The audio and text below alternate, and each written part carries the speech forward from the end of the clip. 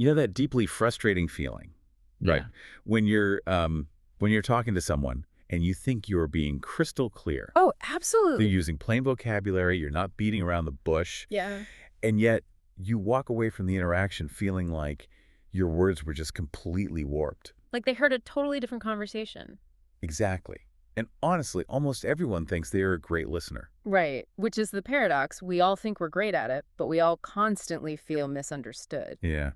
So for today's deep dive, we are going to unpack exactly why that happens, why conversations hit this invisible brick wall, even when both sides swear they're communicating clearly. And just to set the stage, we are not going to be talking about standard active listening techniques today. Right. So no mirroring exercises, no maintaining intense eye contact. Yeah, we're throwing out all those performative rhetorical tricks. They usually dominate this kind of space, but they don't really fix the root issue.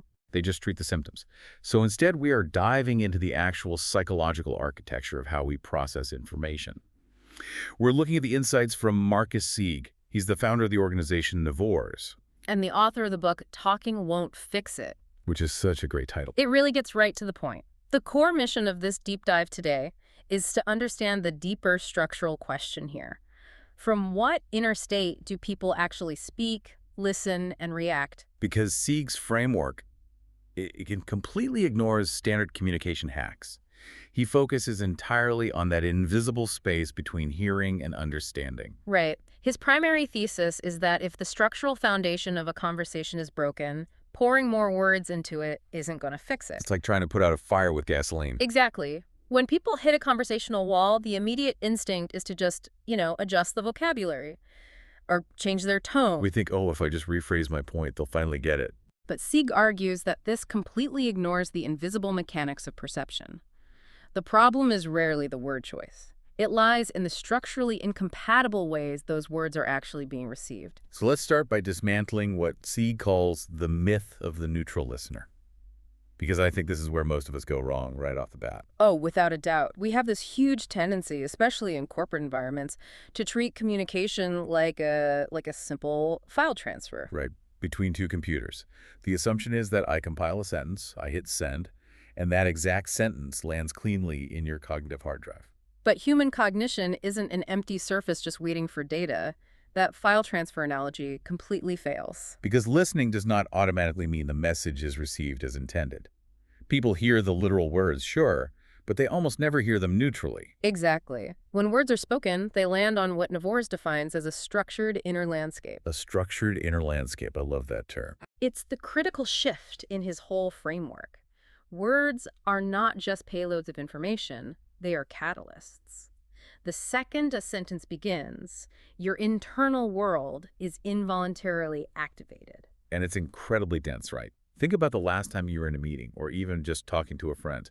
Did you just hear the words, or did your brain instantly pull up a dozen related thoughts? It's all happening at once. As someone speaks, your brain fires up memories, expectations of that specific person. Past experiences. Right. Your own inner images and your immediate individual concerns, they all start churning instantly. Let's give a real-world example here. Say a manager walks in and says, we need to review your Q3 strategy. Okay, a very standard corporate sentence. Right. But those words don't just sit politely on a whiteboard in the listener's mind. They crash into the listener's memory of, say, a really harsh performance review from last year. Or their anxiety about company layoffs they read about in the news. Exactly. Or their personal assumption that this manager just doesn't respect their creative input. So the words act as a spark, hitting a powder keg of personal context. By the time the manager finishes that one short sentence, the listener's inner landscape has generated a massive, complex narrative. And the manager is completely oblivious to it. Totally unaware. Now, we all have this inner landscape, but Sieg's research points out that we don't all process these incoming linguistic sparks the exact same way. Right. And this brings us to the core of the NAVORES framework. Yeah. The two distinct inner architectures or perception patterns. These dictate how we structurally receive information. So let's look at the first one. Type 1, which Sieg calls the open state. The open state. This is essentially a state of cognitive suspension. Which sounds like a superpower, honestly. It does. When a type 1 listener hears incoming words, they have this momentary ability to decouple the data from their own personal ego or their historical They bias. let the words stand completely on their own. Right. They don't instantly subject them to a stress test of their own insecurities. They don't immediately judge them or categorize them. So if someone says the project timeline is delayed by 2 weeks, an open state listener just absorbs the literal reality of the delay. Exactly. They hold the words in a neutral psychological space. Yeah. It's not a threat. It's not an opportunity yet. It just is what it is. I have to ask, though, because reading this, the open state sounds amazing on paper.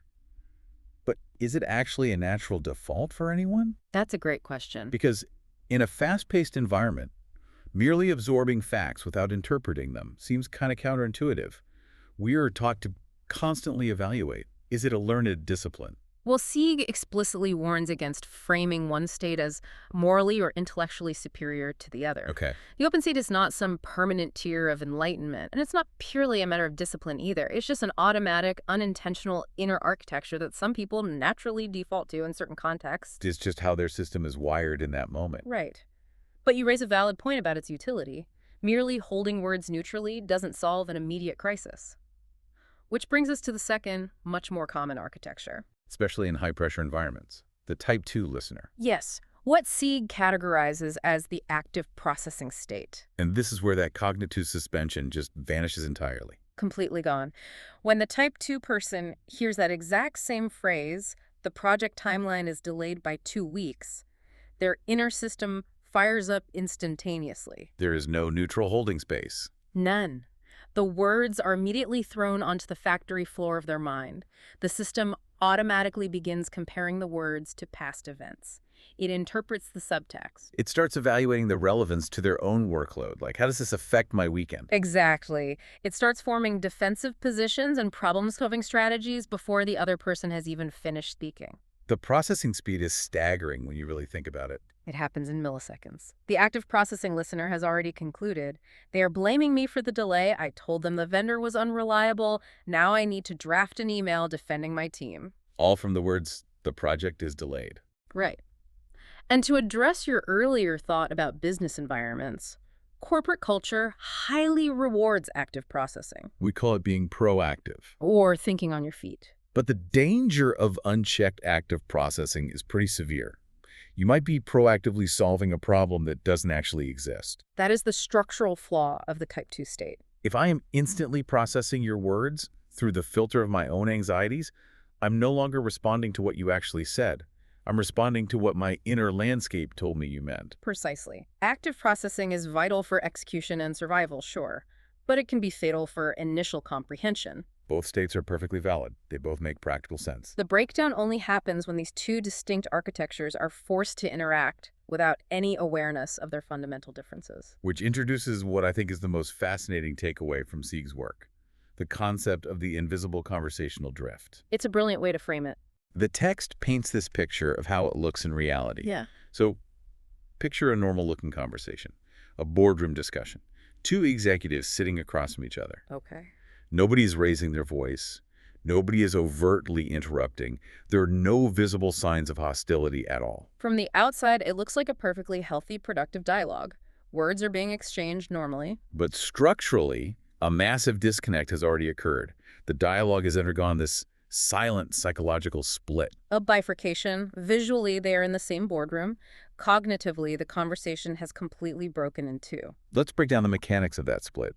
So you have Executive A, who is operating in the Type 1 open state, Right. and Executive B, operating in the Type 2 active processing state. Executive A says, we need to reduce the Q3 marketing budget by 10% to meet our end-of-year targets. So Executive A is just sitting with the literal math of that statement. 10% reduction. But Executive B's internal landscape has already activated. They have mentally left the literal statement miles behind. They are now entirely consumed by their own interpretation. Right. Executive B is internally processing this as a perceived attack on their departmental leadership. They are silently having a completely different conversation in their head about respect, job security, and their historical value to the company. And the really insidious nature of this drift is the illusion of a shared reality. Yes, the illusion. Both parties falsely assume they are still participating in the exact same conversation. Because they are still taking turns speaking. The open state listener assumes their words have anchored the other person to the exact same literal mental space.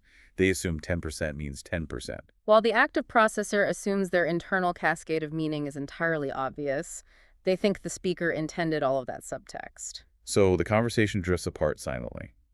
They are speaking across a structural divide, and neither one realizes there is no bridge. The drift is silent because reacting internally is just a basic human function. The true structural flaw isn't the reaction itself, it's the unchecked assumption that you share a reality. We just keep throwing words across the table.